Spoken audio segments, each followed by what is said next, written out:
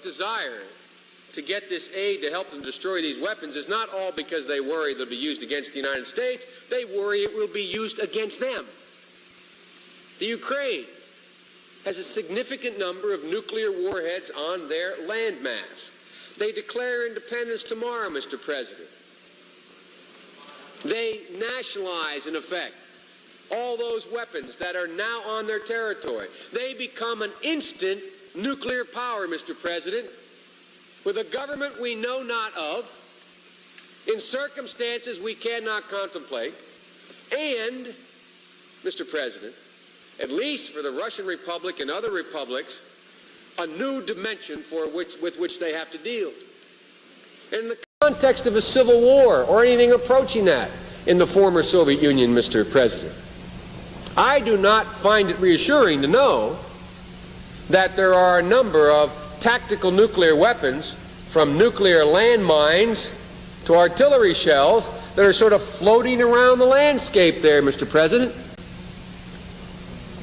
So it's not just our concern, I acknowledge, but Mr. Gorbachev and what's left of the central government's leadership, they have a concern that in that context, those weapons present a dimension to civil war unlike anything the world has ever contemplated.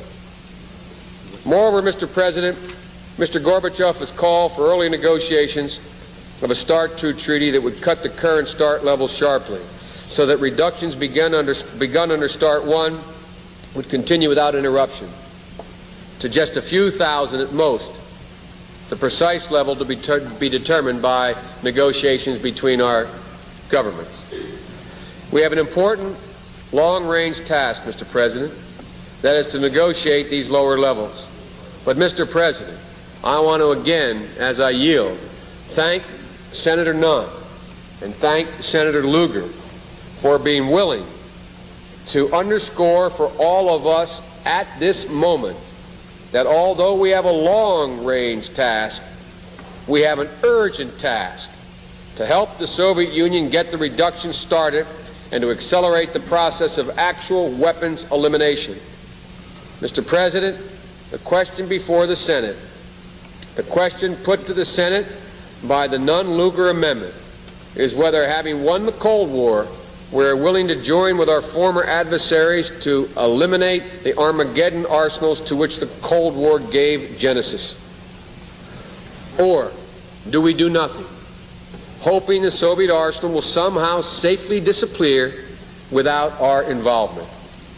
The defeat of the Nunn-Lugar Amendment, Mr. President, to which I'll speak to more after they speak to it, in my view, in my very strong belief, to defeat it would be a reckless gamble with history, for what they are proposing is clearly the single most significant, in my view, the single most significant cost-effective national security expenditure